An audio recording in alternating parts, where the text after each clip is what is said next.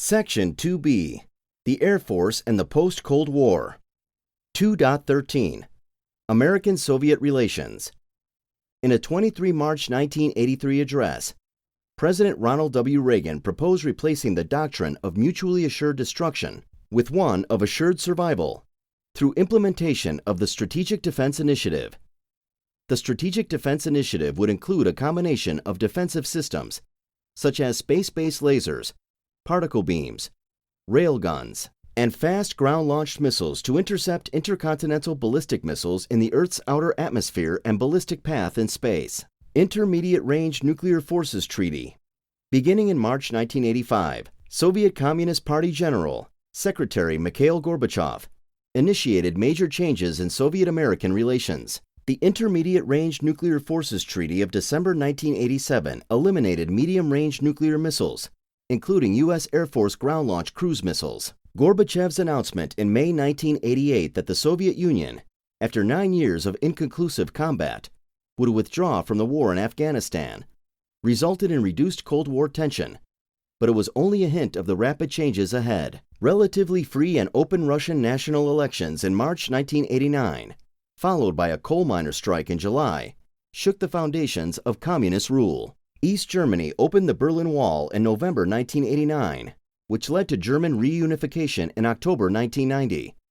The August 1991 coup against Gorbachev, led by Boris Yeltsin, resulted in the dissolution of the Soviet Union, replaced on 25 December 1991 by the Commonwealth of Independent States. The end of the Cold War and the collapse of the Soviet Union eliminated the justification for sustained levels of research and development, although research continued at a much lower level. Strategic Arms Reduction Treaties. American nuclear strategy changed significantly in response to post-Cold War policies and initiatives. The Strategic Arms Reduction Treaty, START 1, signed by the United States and the Soviet Union in July 1991, went into effect in 1994 and expired in 2009. Under START 1, the United States agreed to reduce arms to 6,000 total warheads on deployed intercontinental ballistic missiles, submarine-launched ballistic missiles, and heavy bombers. The U.S. Air Force, by presidential direction in September 1991, notified Strategic Air Command to remove heavy bombers from alert status. Strategic Air Command was subsequently inactivated in June 1992. U.S. Strategic Command replaced Strategic Air Command and assumed control of all remaining U.S. Air Force and Navy strategic nuclear forces. START 2, signed in January 1993 by the United States and Russia, would reduce total deployed warheads up to a range of 3,500 nautical miles. But the agreement never officially went into effect. In 1997, START 3 was initiated, but was never signed due to negotiations breaking down between the two countries. A new START program, officially named Measures for the Further Reduction and Limitation of Strategic Offensive Arms, was signed into effect in 2011 and is expected to last at least until 2021. 2.14, Iraqi Invasion of Kuwait. Operation Desert Shield. On 2 August 1990, Iraqi dictator Saddam Hussein ordered 100,000 troops to invade oil-rich Kuwait, claiming Kuwait as Iraq's 19th province. The invasion, with the fourth-largest army in the world and an extensive program to develop nuclear weapons, put Iraq on the doorstep of Saudi Arabia with vast petroleum reserves. If the Saudis were to fall to Iraq, the dictator would then control 50% of the world's oil. The United States sought and received a United Nations sanction to act against Iraq, and joined 27 other nations to launch Operation Desert Shield. The defensive deployment was an impressive accomplishment. On 8 August 1990, 24 F-15Cs landed in Saudi Arabia after departing 15 hours earlier from Langley Air Force Base, Virginia, some 8,000 miles away. Within 1 week, C-141 and C-5 transports delivered the Army 82nd Airborne Division and elements of the Air Force 1st Tactical Fighter Wing to defend Saudi Arabia and the other Persian Gulf states against further aggression. Less than 1 month after mobilization, 1,220 Allied aircraft were in theater and combat ready, aimed first at deterring Saddam Hussein from aggression against the Saudis, then preparing for a counter-invasion, if necessary. Operation Desert Shield eclipsed the Berlin airlift as the greatest air deployment in history. Between August 1990 and January 1991, military airlift command cargo planes conducted 20,500 strategic airlift missions, delivered 534,000 personnel, and carried 542,000 tons of cargo to the theater. President George H.W. Bush demanded the immediate withdrawal of Iraqi forces from Kuwait. Believing that the American public lacked the stomach for war, for more than 6 months, Saddam Hussein alternated between defiance and vague promises of compliance. When Saddam missed the final deadline to withdraw his troops from Kuwait, the United States lost patience with Saddam's refusal to cooperate and initiated Operation Desert Storm. At 0100, 17 January 1991, 3 Air Force Special Operations MH-53J Pavlo helicopters led 9 Army Apaches on the first strike mission. Under the command of Lieutenant General Charles A. Horner, U.S. Central Command Air Forces, 2,700 aircraft from 14 countries implemented the Master Attack Plan. Within hours, the world watched live television coverage while Iraqi skies filled with anti-aircraft artillery fire. In response to Iraq's modified Soviet Scud missiles launched against Israel, Saudi Arabia, and the Persian Gulf states, the U.S. Air Force commenced what became known as the Great Scud Hunt with a fleet of A-10s, F-16s, and F-15Es with low-altitude navigation and targeting infrared for night pods. The F-117A struck heavily defended targets with unprecedented precision and successfully evaded the sophisticated Iraqi anti-aircraft defenses. A flight of 7 B-52Gs flew nonstop from Barksdale Air Force Base, Louisiana, to strike Iraqi power stations and communications facilities. At 35 hours round trip, the 14,000-mile raid was the longest combat mission up to that time, and proof of America's global reach. The fleet shattered Iraqi Army morale with massive bomb drops. After establishing air dominance and destroying the enemy's command and control system, coalition forces turned their attention to entrenched enemy ground forces, who were evidently willing to surrender to the first Allied troops they saw. When one Iraqi commander candidly asserted that he surrendered because of B-52 strikes, his interrogator pointed out that his position had never been attacked by the B-52. That is true, the Iraqi asserted, but I saw one that had been attacked. While coalition ground forces delivered General Schwarzkopf's famous Hail Mary outflanking maneuver that applied the final blow to the Iraqi military forces, air power set the stage for victory. As stated in the Gulf War Air Power Survey, it was not the number of Iraqi tanks or artillery pieces destroyed, or the number of Iraqi soldiers killed that mattered. It was the effectiveness of the air campaign in breaking apart the organizational structure and cohesion of enemy military forces, and in reaching the mind of the Iraqi soldier that counted. On 28 February 1991, scarcely 48 hours after the air war ended and the land invasion took center stage, Iraq surrendered to the coalition. Despite over 2,700 sorties, 22% of the strategic air phase, the enemy managed to launch 88 Scuds, including one that struck a U.S. Army Reserve unit at Dhahran, Saudi Arabia, killing 28 soldiers and wounding 98. Over the course of the air campaign, the coalition flew over 180,000 sorties, of which the U.S. Air Force flew 60%. In the 43-day war, the Air Force was, for the first time in modern combat, the equal partner of land and sea power. Gulf War space assets. The Gulf War represented the first extensive broad-based employment of space support capabilities. Coalition forces employed more than 60 military satellites, as well as commercial and civil sector systems during the conflict. The Defense Meteorological Satellite Program provided dedicated meteorological support in theater, which helped facilitate safe, highly effective combat power planning and application in a harsh environment characterized by sandstorms and oil fires. Satellite-based systems delivered more than 90% of all communications to and from the theater due to the sheer volume and the lack of ground-based infrastructure. At the height of the conflict, 700,000 phone calls and 152,000 messages per day flowed over satellite links. Air Force space assets provided precision positioning and navigation to joint and coalition forces with the combat debut of the Global Positioning System. Space forces also provided advanced Iraqi Scud launch warnings that gave coalition partners sufficient time to engage the incoming missiles. Space Force capabilities influenced Israel to remain neutral, thereby preserving the integrity of the coalition as well. The Persian Gulf War was the first conflict to highlight the force enhancement capabilities of space-based communications, intelligence, navigation, missile warning, weather satellites, and precision-guided munitions in modern warfare with the joint community. First female space shuttle commander, Eileen M. Collins. Eileen M. Collins, an Air Force officer and National Aeronautics and Space Administration (NASA) astronaut, was the first woman to command a space shuttle mission. She became an astronaut in 1991, was initially assigned to the Orbiter Engineering Support Team, and led several offices while working on the spacecraft program. On 3/11 February 1995, aboard the spacecraft Discovery, Colonel Collins flew the first flight of the Russian-American space program. On 15 to 24 May 1997, aboard the spacecraft Atlantis, Colonel Collins flew on NASA's 6th shuttle mission to rendezvous and dock with the Russian space station, Mir.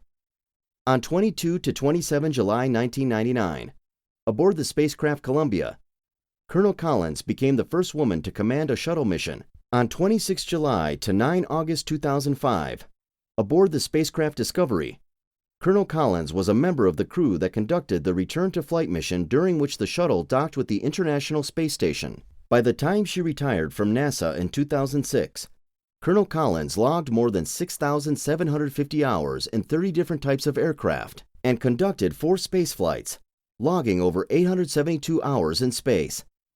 Colonel Collins has been recognized as one of the top 300 women in history who has had an impact on changing the world. Iraqi Kurd population and Operation Provide Comfort 1. In 1991, following the Persian Gulf War, Iraqi leader Saddam Hussein attacked the Kurdish population in northern Iraq, featuring a repeat of the previous threat of brutal suppression, chemical weapons, and massacres by Iraqi troops. More than 1 million Kurds fled to Iran and Turkey, and hundreds of thousands more gathered on cold mountain slopes on the Iraqi-Turkish border. Lacking food, clean water, clothing, blankets, medical supplies, and shelter, the refugees suffered enormous mortality rates. In response to the unfolding tragedy, the United Nations Security Council passed Resolution 688 and authorized a humanitarian relief effort. The United States organized and combined a task force for Operation Provide Comfort that delivered 7,000 tons of supplies and airlifted thousands of displaced Kurds to safety. Operation Provide Comfort officially ended 2 months after it began. Iraqi Kurd population and Operation Provide Comfort 2. Operation Provide Comfort 2 began the day Operation Provide Comfort ended. The primary focus for this operation was to prevent Iraqi aggression against the Kurds once they returned to their country. The operation ended officially on 31 December 1996 at the request of the Turkish government, who wanted to improve relations with Iran and Iraq. To accommodate the request, while still providing support and security to the region, Operation Provide Comfort 2 was followed by Operation Northern Watch, which began on 1 January 1997 with the mission of enforcing the Northern No-Fly Zone. No-fly zones over Iraq, and Operation Southern and Northern Watch. Operation Southern Watch began on 27 August 1992 and lasted until 26 August 2003. Operation Southern Watch began 1 day after President Bush announced a no-fly zone in southern Iraq in support of United Nations Security Council Resolution 688 to discourage renewed Iraqi military activity near Kuwait. The resolution protected Shiite Muslims under aerial attack from the Iraqi regime. Operation Northern Watch was initiated by President William J. Clinton to establish no-fly zones north of the 36th parallel. The expansion meant that most of Iraqi airspace fell into no-fly zones. Operation Northern Watch lasted until 17 March 2003. It officially ended 2 days before Operation Iraqi Freedom began.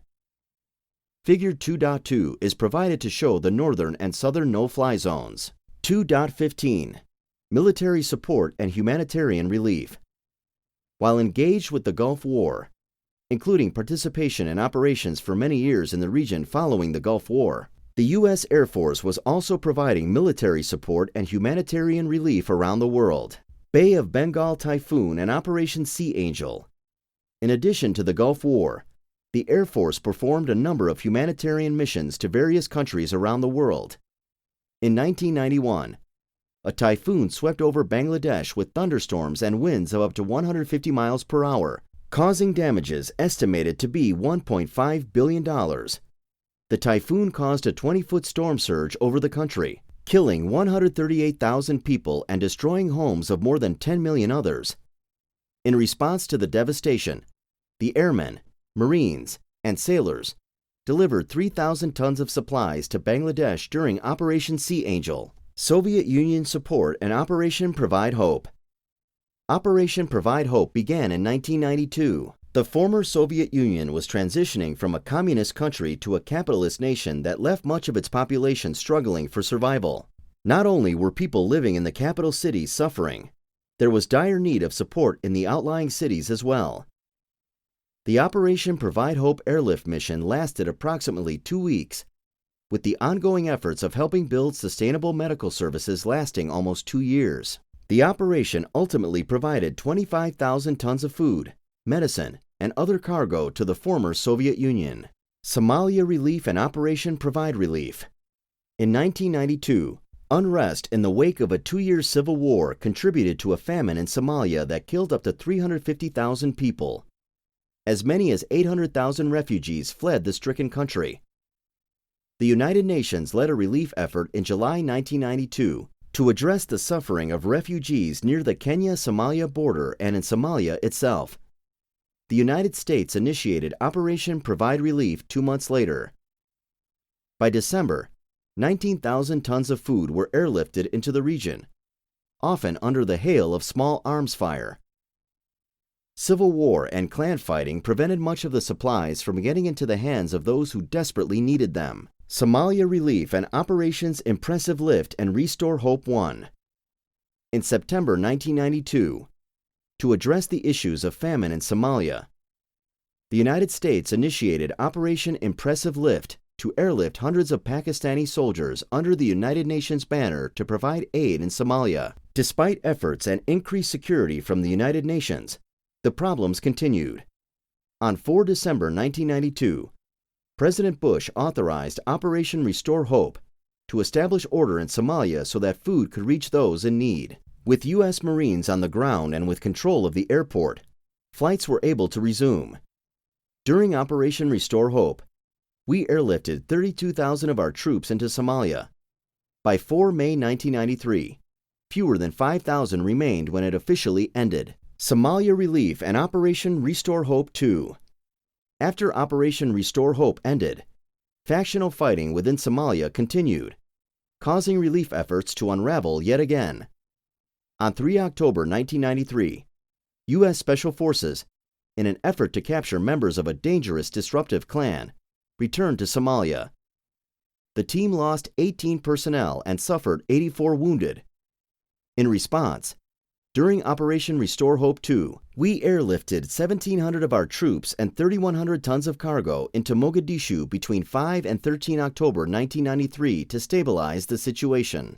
President Clinton refused to commit the United States to nation building, and Operation Restore Hope 2 officially ended 25 March 1994 when the last C-5 departed Mogadishu. While Operation Restore Hope 2 allowed our troops to get out of the country without further casualties, anarchy ruled and the threat of famine remained in Somalia.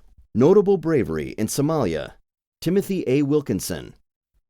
In the late afternoon of 3 October 1993, Timothy A. Wilkinson, a pararescue man with the 24th Special Tactics Squadron, responded with his crew to the downing of a UH-60 helicopter in the streets of Mogadishu, Somalia. Wilkinson was repeatedly exposed to intense enemy small arms fire while extracting the injured and mortally wounded from the crashed helicopter. Despite his own injuries, he provided life-saving medical treatment to the crew members, then turned to the Ranger security element engaged in an intense firefight across an open 4-way intersection. From his position where he began immediate medical treatment, his personal courage and bravery under heavy enemy fire were integral to the success of all casualty treatment and evacuation efforts conducted in the intense 18-hour combat engagement. Master Sergeant Wilkinson was awarded the Air Force Cross for his heroic actions. Eastern Europe Stabilization and Operation Provide Promise. Leading up to the initiation of Operation Provide Promise, the collapse of communism in Eastern Europe, coupled with the disintegration of the Soviet Union itself, dissolved the political bind that tied ethnically diverse Yugoslavia as a single nation. Roman Catholic Slovenia and Croatia declared their independence from the Yugoslav Federation that was dominated by Eastern Orthodox Serbia. In early 1992, predominantly Muslim Bosnia-Herzegovina, Bosnia, also severed ties with the Federation. Fearing their minority status, Serbs within Bosnia reacted by enforcing their ethnic state, seizing territory, and besieging the Bosnian capital of Sarajevo. In July 1992, the United States became involved with the United Nations efforts in Operation Provide Promise. C-130 crews on 3-week deployments flew out of Rhine-Main Air Base, Germany, to deliver food and medical supplies to the region. The effort was supported by 15 additional countries also airlifting relief supplies to Sarajevo. Briefly, to supplement efforts, Operation Provide Santa kicked off in December 1993, when C-130s dropped 50 tons of toys and children's clothing and shoes. On 14 December 1995, warring factions signed peace accords at Wright-Patterson Air Force Base, Ohio, calling for an end to humanitarian air-land deliveries into Sarajevo. During Operation Provide Promise, aircraft supporting the United Nations relief operation withstood 279 incidents of ground fire and was the longest-running humanitarian airlift in history, lasting over 3.5 years. War in Bosnia and Operation Deny Flight. On 12 April 1993, Operation Deny Flight began as a North Atlantic Treaty Organization NATO effort to limit the war in Bosnia through imposition of a no-fly zone over the country and served to provide close air support for United Nations troops in Bosnia.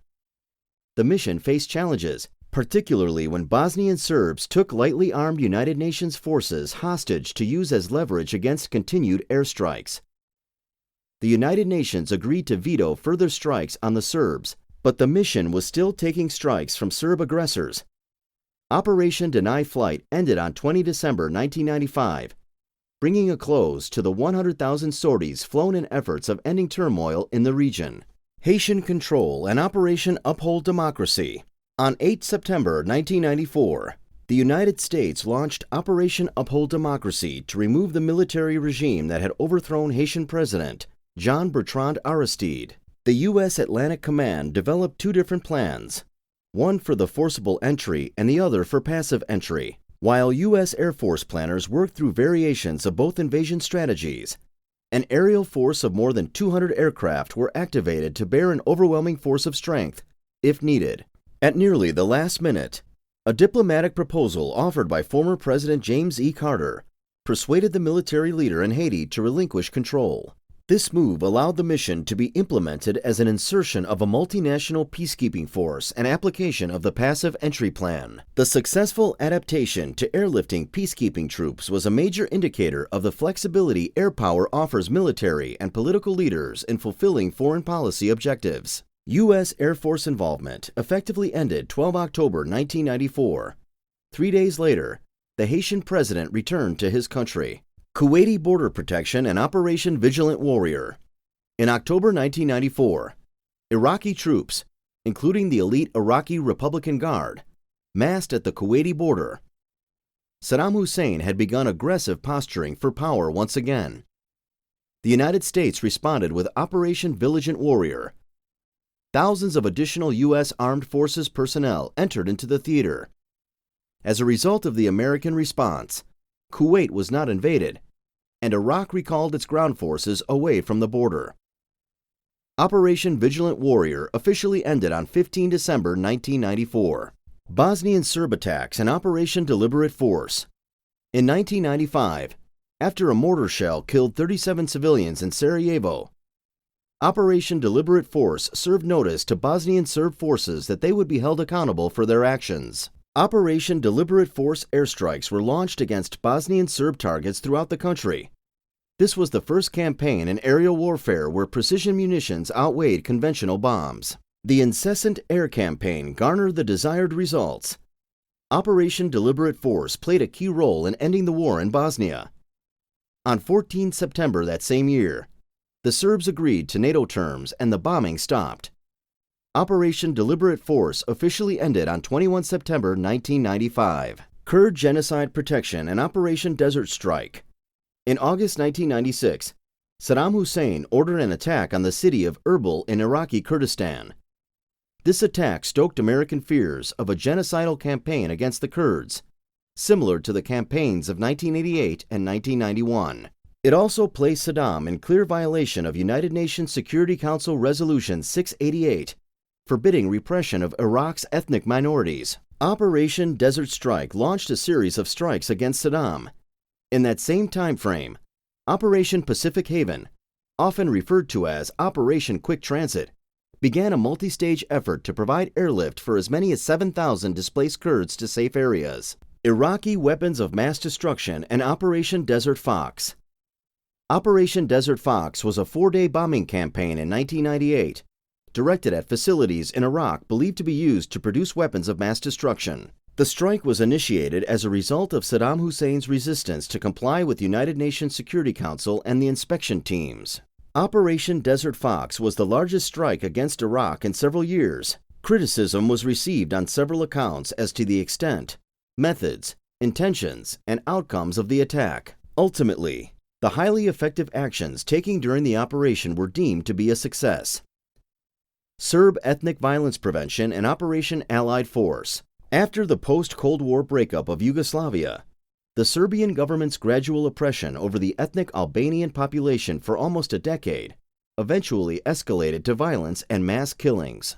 The international community began to negotiate with Serbian leaders in the spring of 1998 for a solution acceptable to all parties. The Serbs, led by President Slobodan Milosevic, considered the matter an internal one. A final report to negotiate a settlement began in January 1999 at Rambouillet, France, but talks broke down soon after. When diplomacy failed, NATO worried about the possibility of a genocidal civil war and destabilization throughout the Balkan region in southeastern Europe. When President Milosevic unleashed a ruthless offensive designed to crush the Kosovo Liberation Army and drive ethnic Albanians out of Kosovo, the Allies, faced with a massive humanitarian crisis, turned to air power. Operation Allied Force began on 24 March 1999 to force Serbia to accept terms to end the conflict in Kosovo and prevent a repeat of the ethnic cleansing that took place in Bosnia.